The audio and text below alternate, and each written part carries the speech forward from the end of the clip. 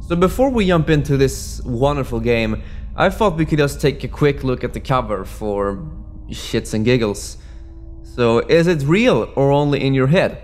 Prepare for an epic psychological thriller where nothing is as it seems. As you delve deeper into the dark science of an ancient evil, you'll have to fight to save your character's sanity and your own. Well, that's very welcoming.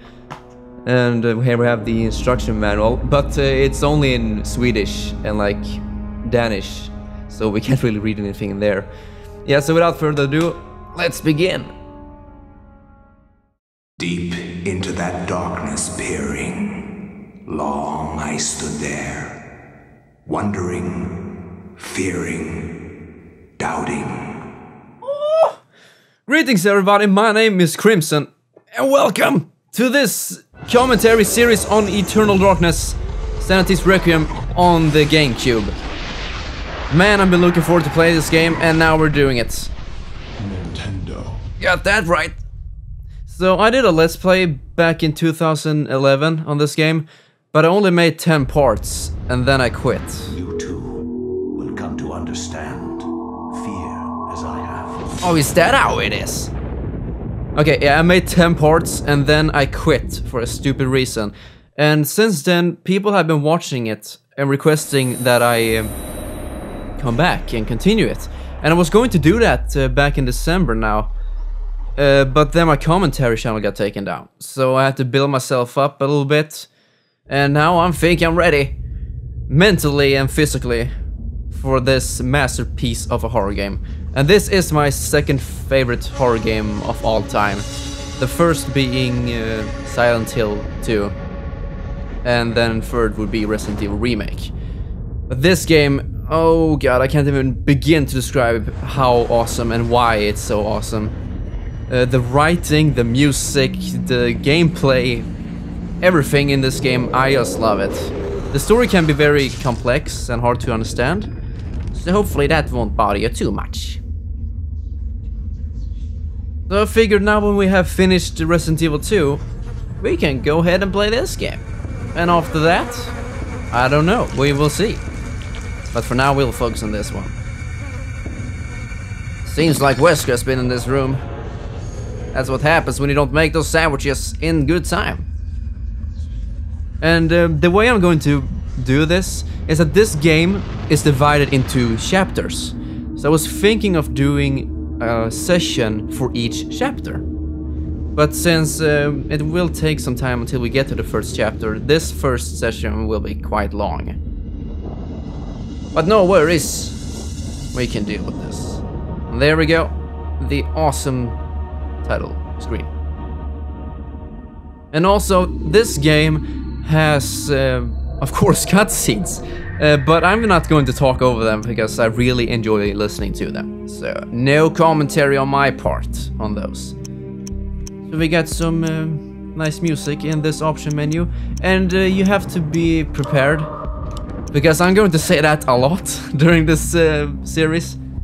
Because as I said, the music is awesome, I really love it. The soundtrack, everything looks quite alright. No, not mono. Surround sound, even though it's stereo, okay. And one little nice touch I like is that all these sections have their own like sound or music to it, as you can hear. And as you beat the game and you unlock bonus stuff, those extra sections will also have their own sound. I'm just a sucker for small details, so that's why I mentioned that. So here we go, first cutscene.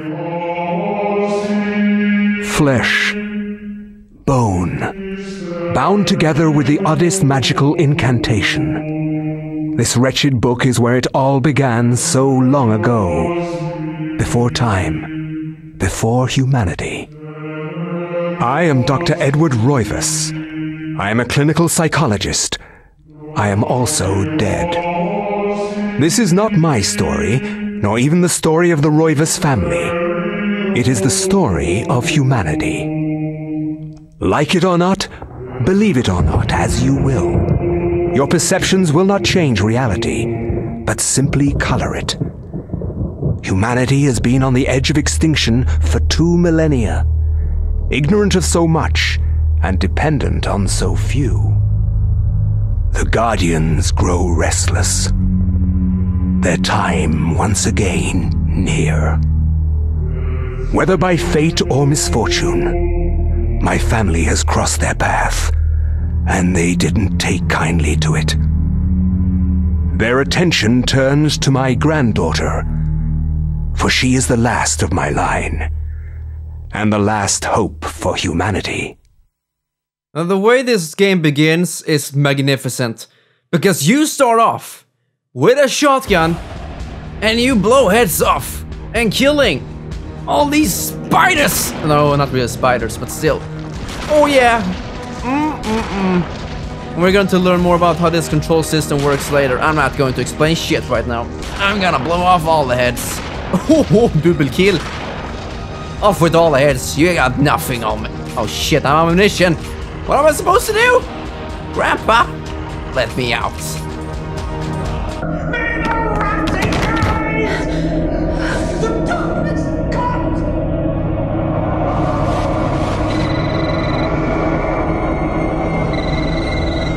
Remember me, Alex.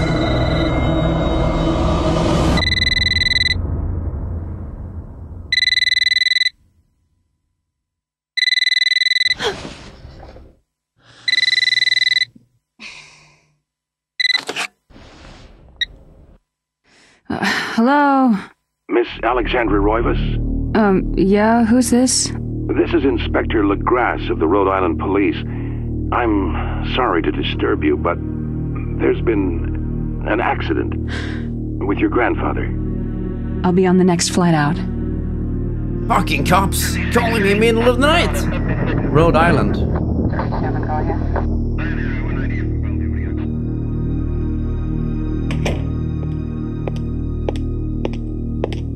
Ah, Miss Roivas, I'm pleased to meet you. I trust you had a pleasant trip? Yes, I suppose so, considering. Yes, my condolences. This is most unpleasant. It's a shame we couldn't meet under brighter circumstances. Yes, it is. Can we get this over with, please? Of course, this way. But I must warn you, it's not a pleasant sight. I'm afraid there's not much to see.